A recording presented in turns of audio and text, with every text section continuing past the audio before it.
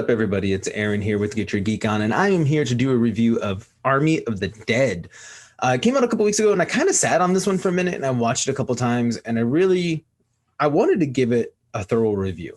So, if you haven't seen the movie, go watch that, and if you have, stay tuned and let's see where we go with this. So, guys, Army of the Dead, main star, of course, Dave Bautista. Directed by Zac Snyder on Netflix original, essentially. So if you haven't watched it, or if you forgot what the plot's about, sum it up very quickly. Zombies, they're running around, they're killing people. They quarantine them off. They're about to nuke the city. And to make one last big heist, they're sending in Dave Bautista and a group of people to go and get this money from this vault.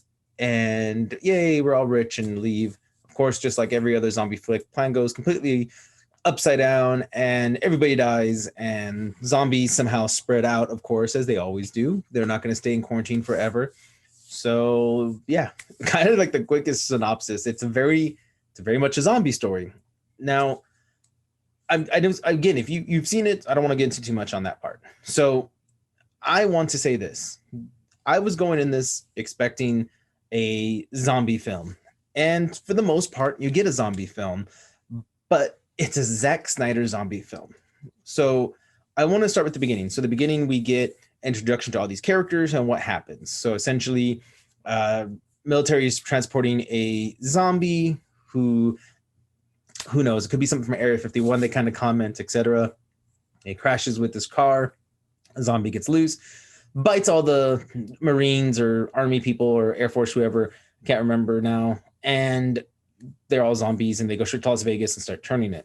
Dave Bautista and his band of merry men, we'll say women, are trying to fight their way out of Vegas. And I liked how they introduced the characters. You know, we see them fighting and all of this, and then we get like almost like a backdrop put down there, and they're like taking their pictures, almost like like you're taking a school picture from like high school and stuff. They're holding the picture of something they love. So like Bautista's holding his family, et cetera, et cetera. Each character is going through their own thing. And it's in the middle of a fight, so it's like you see all the people fighting around him, and it's like, let's pause real quick while we put this backdrop up so they can take the picture for the group photo for our team. It was cute. It was a little quirky, which I like that. I like the quirkiness to it, and I thought it was well done, especially for how they did it. It's not like, and it never happens again. It's not like we're going to get other characters that it drops this out for, and all of a sudden we're in the middle of a zombie fight, and well, wait a minute, now there's this pause to show a picture. So it was done right.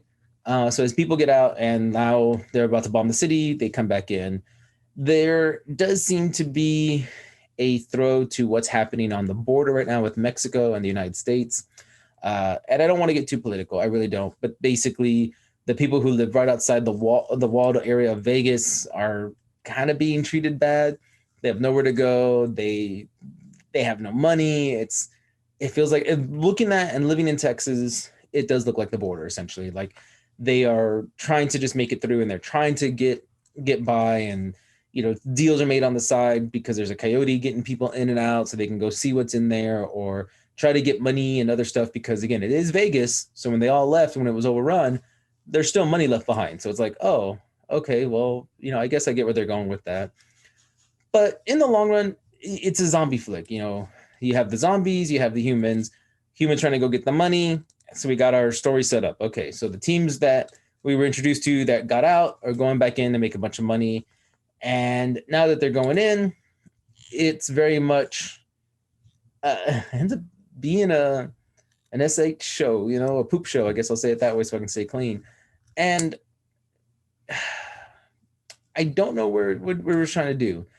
We get in there and we find out that the alpha zombie, the one we were first introduced to, if he bites you, for some reason still kind of keep your intelligence. So you're a zombie who's intelligent, which is cool. Like, hey, I get that, and I like that aspect that patient zero is essentially making smart zombies, but anyone that they bite, and see, they make a comment something about if they bite you too, you kind of have intelligence, but it didn't seem like it. I didn't get that part. Felt like a throwaway line that they messed up on.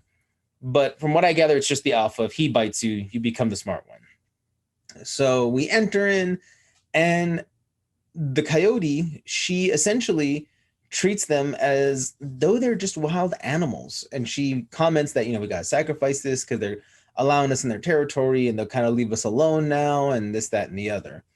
So she brings in kind of this guy who's been a pig to everybody and mistreating women inside the camp right outside Vegas's walls, and sacrifices him to the zombie queen, and he becomes a zombie himself later. Well, you find out you have a hierarchy. You have the alpha zombie who's taken this woman as his queen, and then he has his subjects that, or she, I guess they both do. They have their subjects that they keep close, which are all smart zombies. They're not ones that are shambling. They have shamble zombies, which they call them, which think of like your Resident Evil zombies, your George Romero zombies from back in the day. They shamble. They're not the World War Z fast running, I'm going to leap off tall buildings and run around and climb things all over the place, which that's fine. But the alphas do that. The alphas now can run, they can jump, they can do everything. So anyone the alpha bit still has their agility and speed. So we get this set up that, okay, Dave Bautista's going in. His daughter, who he did have, is now going in as well. And she's trying to find her friend. Her friend was set in there earlier by the coyote and got left behind. You have your typical government agent kind of guy sneaking in there, and he's doing some sneaky stuff kind of feel to him. And again, you're getting the typical cast, which is what I was happy with. Okay, we got the sneaky guy who has a secret objective that nobody knows about. We have Batista, who's just trying to protect his daughter, and while he gets all this money to give to his daughter because he's not expecting to come out alive, he's hoping he's going to make all this money. And everyone has their own little thing. This one guy's a YouTuber who he sneaks in there, kills zombies, and sneaks out. Now he's going to go in there for like the big kill. He's going to go shoot a bunch of them.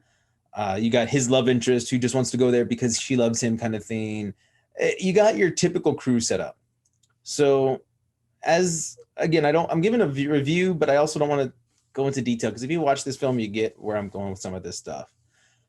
So they go in, shit hits the fan. Oh, crud.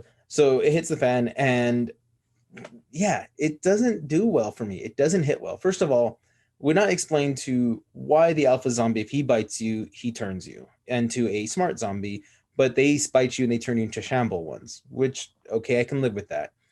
We also find out that his queen is pregnant with a baby zombie. Why? Why is that, Zach? What's the point of Zac Snyder? Why do we have a pregnant baby or pregnant woman zombie thing like this? No, there's no reason. There's no explanation for it. No. Then we also find out there's robot zombies that listen to him. Wait a minute. What? No.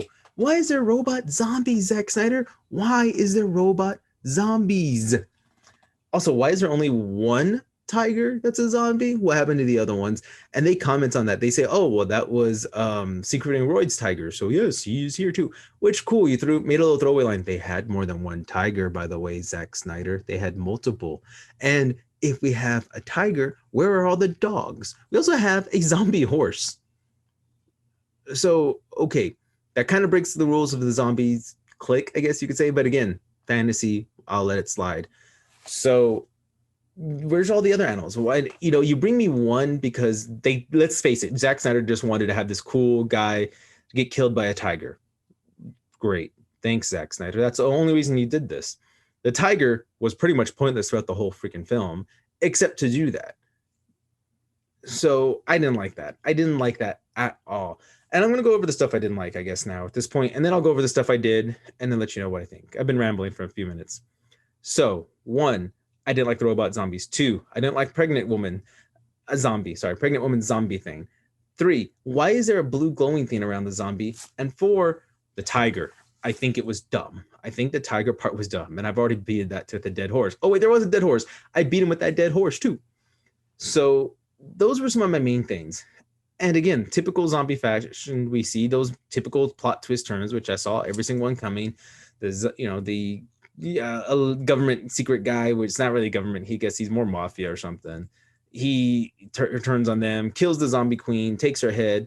Oh, and by the way, after her head's severed from her body, she's still able to communicate and talk and appeared to be alive, but her head's missing from her body.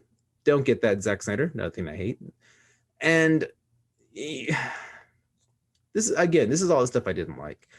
And Zac Snyder, I think, had 100 million ideas, and he decided, I'm going to throw 100 million ideas into this film. And when questioned about the robot zombies, when questioned about these things, he says, "You're gonna have to watch our animated prequel that what's gonna come out on HBO ahead of later on and blah blah blah." No, Zach, let's put everything into one confined story so I don't have to hope that Netflix greenlights this or HBO or whoever's gonna get it. I'm assuming Netflix because it's Netflix.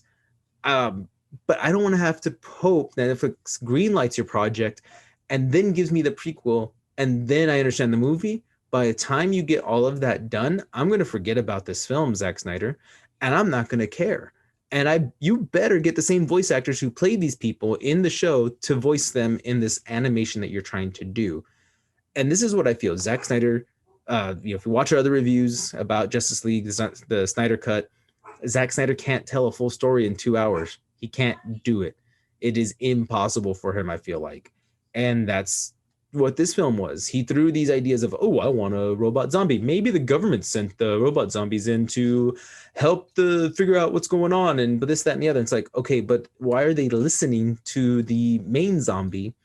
And if that's the case, did he learn how that they were robot zombies and he was able to reprogram them? And if he was able to reprogram them, why? Like, there's so many questions, and he couldn't answer any of it. So he's going to tell you to watch the prequel animation whenever that decides to come out, and hope that you enjoy it enough. I didn't like that the love interest for Dave Bautista, he didn't know it was a love interest, and then he gets it, and it's like, cool. And then her neck snaps in the very next second, and it's like she's dead. And yes, typical zombie film. Oh, I love you. Oh, I love you too. Ah, it gets bitten, eaten, and well, she's dead. And then she has to put the bullet in her head because, or she to him because that they're going to turn and this, that, and the other. So it's a typical move. And I didn't like it because I wanted it to drag out a little bit differently. I didn't want it to be like she said it and then her neck snapping like that and she's dead. So I didn't like that. I wish there would have been more to it, I would say, because it shouldn't have gone that route. I don't get why the alpha zombie was highly intelligent, as he knew how to protect his head with a metal mask, which was very resemblant to a Captain America mask. So where did he get that mask? Did he forge it himself? Because it fit him perfectly. I don't know. The other question, Zach. So the good things from this, the action was really good. I'm not going to deny Zack Snyder's action. They all hit perfectly. The zombie play out, the fight scene, all the fight scenes, the deaths, all of them played out perfectly. And I loved them. He did hit the typical zombie, like I said, the zombie traits, the girlfriend dying or the love interest dying right away. We get the zombies escape somehow, but we're not going to say how really. I'd rather you watch the film. And if you've seen it, you know how the zombies escaped and how they're going to now go to Mexico City and essentially go over there and ruin everything.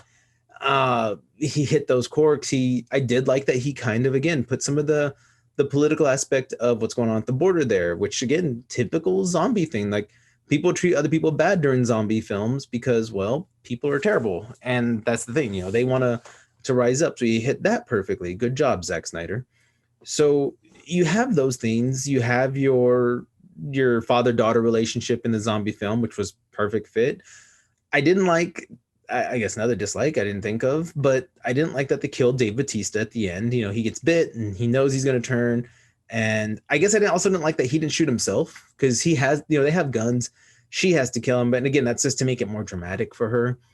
I'm sorry. It would have been cooler to see Dave to put the bullet to his head and kill himself, put the gun to his temple and blow his brains out. And it's like, oh, you did that to protect your daughter. I get it. Instead of her watching him turn and then she kills him. The alpha zombie. So here's my other question. So the alpha zombie died. So does that mean there is going to be no more intelligent zombies because he's dead? But again, they made a comment that if one of the ones that he bit bites somebody, there's still going to be an alpha type one. But then when does the shambling ones come in, Zack Snyder? Now, if they don't, then that means this new outbreak is just going to be shambling ones, except for the main guy who was bitten by the alpha. I don't know. So, again, he hit some good spots, and I do thank him for that. Got my typical popcorn zombie flick for some scenes. But, dude, don't throw everything in the kitchen sink in there just because you thought it was a good idea. Don't do that. So on that note, that's kind of my rant. The ranting review of this movie. And like I even talked to Robert. Robert wouldn't watch it because he was like, "It's Zac Snyder. He's gonna make you watch something else," and he's right.